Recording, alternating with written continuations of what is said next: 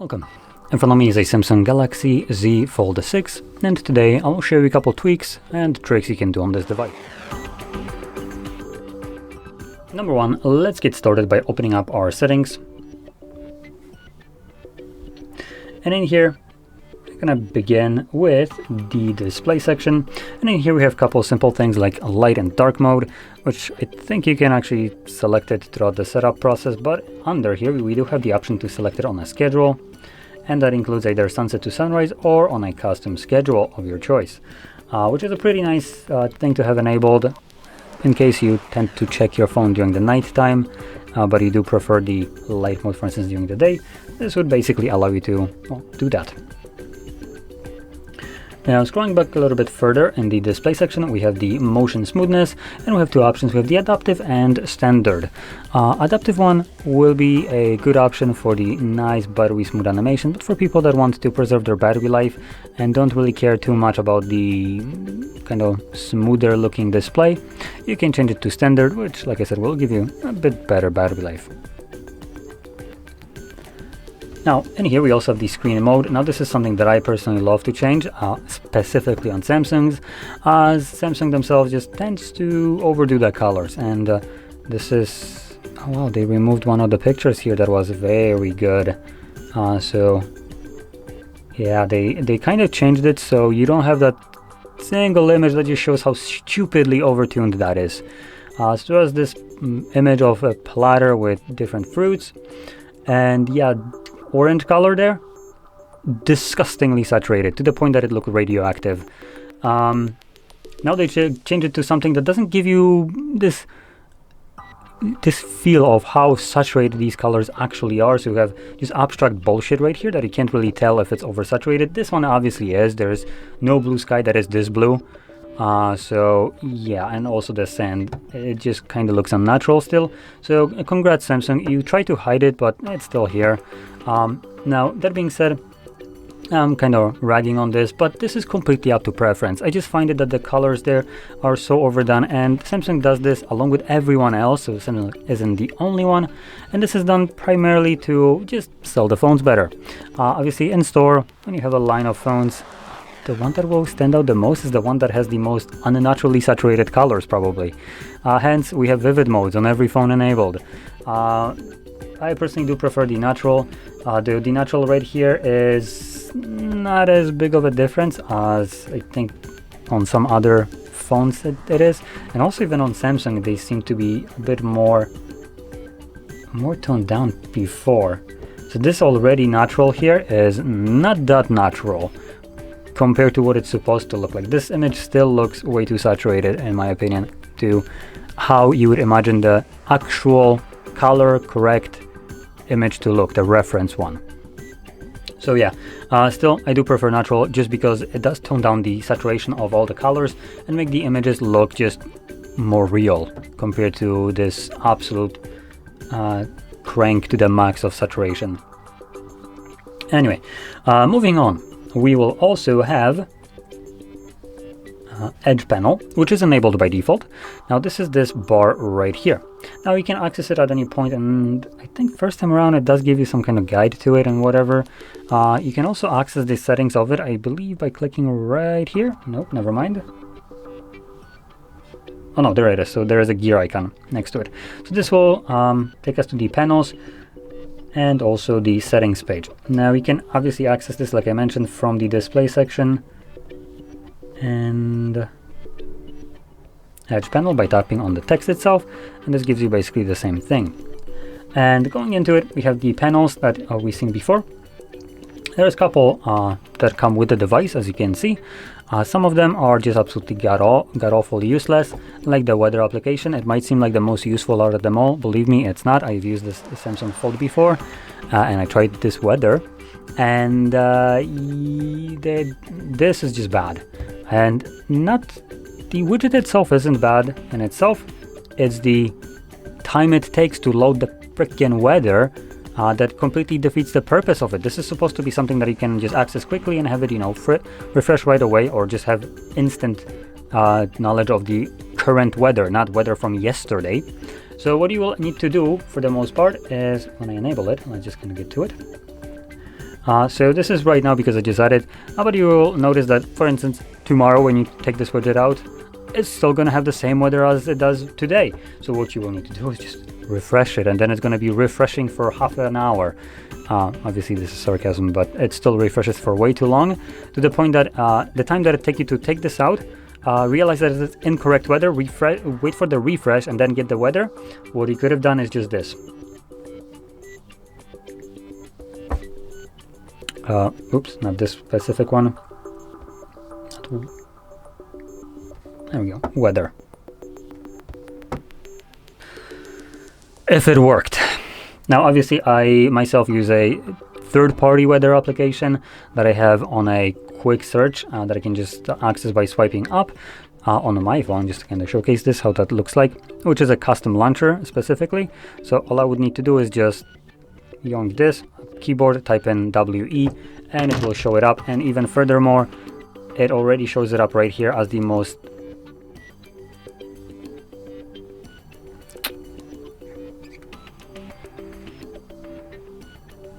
anyway, I guess that's a number that doesn't exist anymore, so I don't need to worry about it.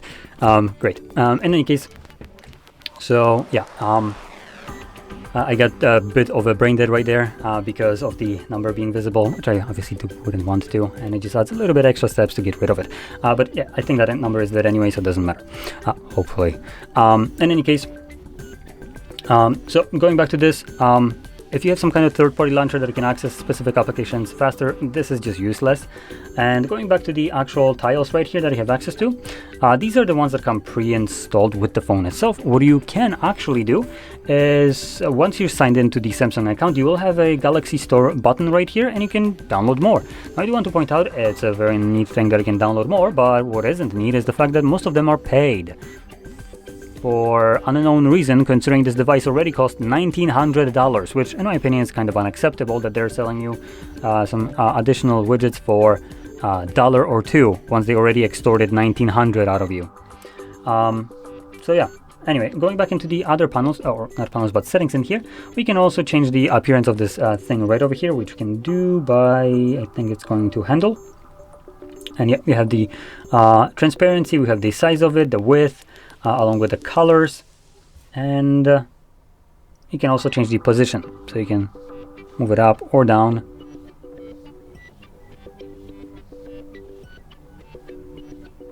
The transparency doesn't seem to be doing much right here, but size does. I think I know what's the... there we go. So it doesn't change the transparency of the outline, it just changes the transparency of the filling. So there we go. So if you change it to something like black to differentiate itself from the background, you can clearly see that it's right now not transparent to basically fully transparent. In any case, let's move on. So I'm gonna go back to the settings page, and I am trying to bring up something, but it looks like it got actually changed.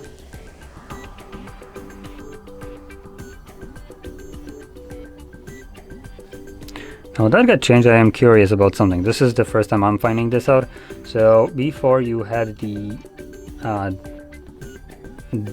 dock that it could bring up.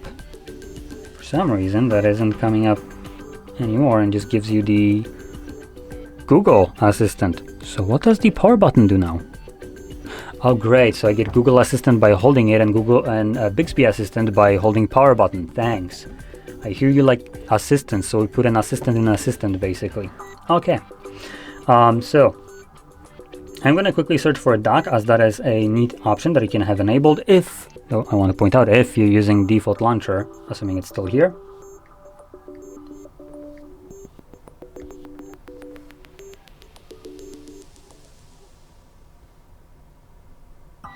And it actually looks like it's not. So that's interesting.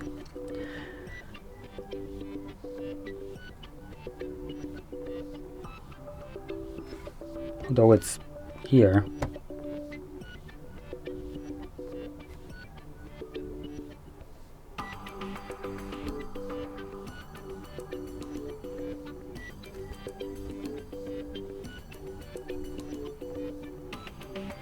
What am I supposed to touch and hold?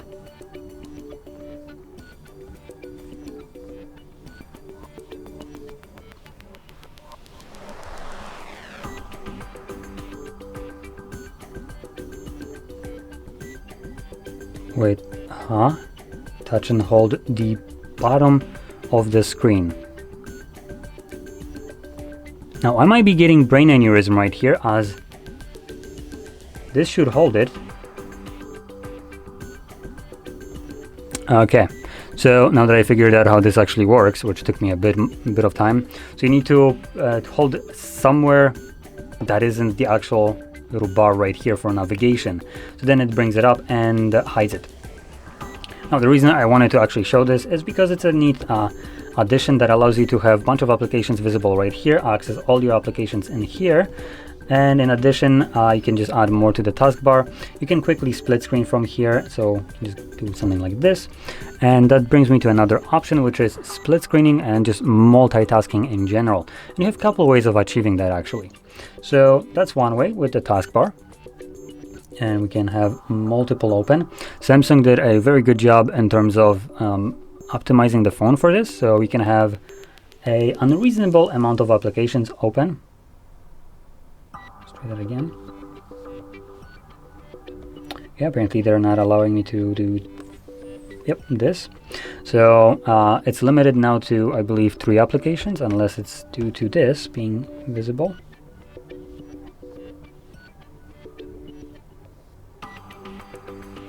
Nope.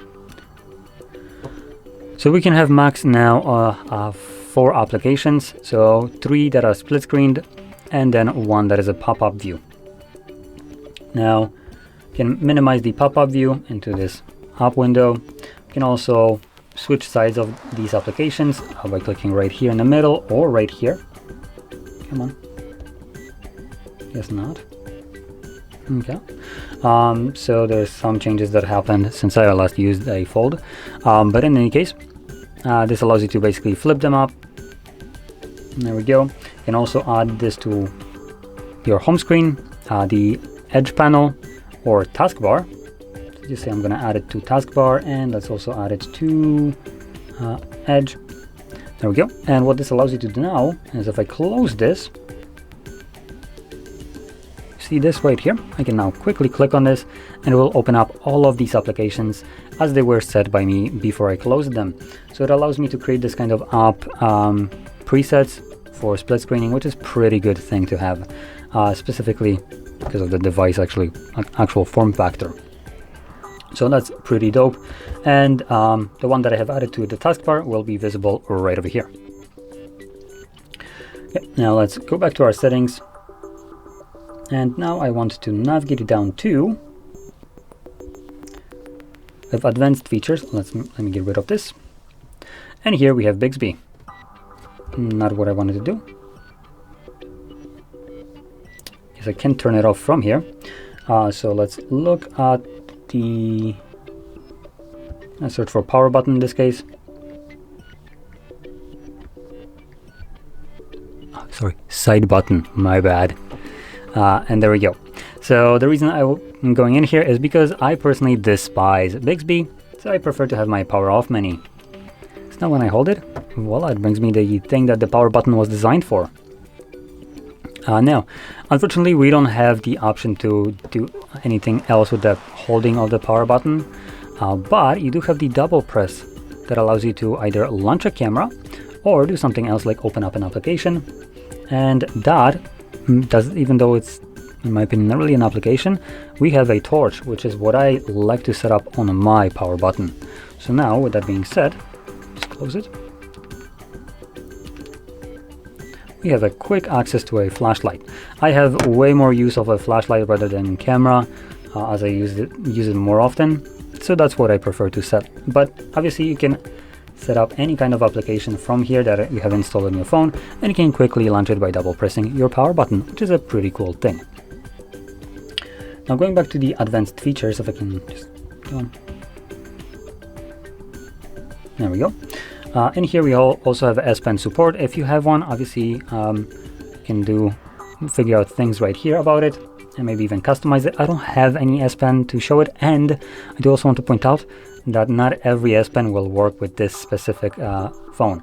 Most S Pens that Samsung offers kind of work interchangeably between, like, for instance, Galaxy S Ultras, tablets and stuff like that, but it doesn't work with folds. When you try to use it, the phone knows that you're trying to use it, but it tells you, no, you need to buy a separate pen, because it's not like you already spent $1,900. At least that was the case for the previous folds up to the Fold 5 that I've tested, which I presume still is the case right here, as the limitation there was due to the plastic screen being that might get damaged from such a pen, which apparently the one that they were selling for this device was different, so it wouldn't damage the screen. Now, anyway, let's continue on. Now I am looking for gestures, and can't remember where Samsung actually hides this option. Might have been actually in display.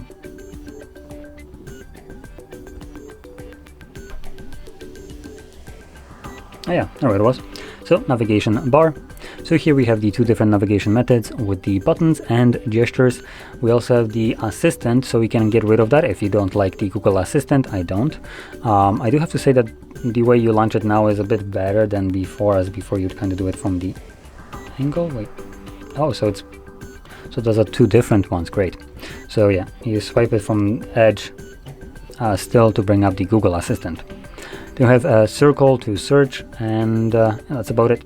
Now I want to point out that we do also have the gesture sensitivity in here, but they removed the option for you to change the each side sensitivity for some reason. So now it refers to both of those at the same time. Kind of dumb, as having it be dedicated to each side would allow you to have different sensitivity levels for each side, meaning that maybe if you're right-handed, you activated the back gesture from here a little bit too often, so you want to make it more sensitive, but from the other side, less sensitive, or the other way around. Whatever the case may be, that was a good thing that didn't need to be removed, but it has. Another thing that you will be missing from here that was actually previously on the Samsung, at least as far as I remember, Samsung Fold 4, was the ability for you to make this bar transparent. Now, I know why Samsung removed it, because they did a god-awful job about it, and it was absolute dog shit. So if you were to hide it, it wasn't becoming transparent like it should, it was just being slid off the screen. Great stupid logic. And because of that, it caused massive problems all around, where you would try to swipe home, and the device just went stupid. And it just kind of, you swipe up 4 times before the phone realizes, oh, maybe he wants to go home. So you can imagine, after spending so much money, you would expect the features that come with it to work, but that was not the case.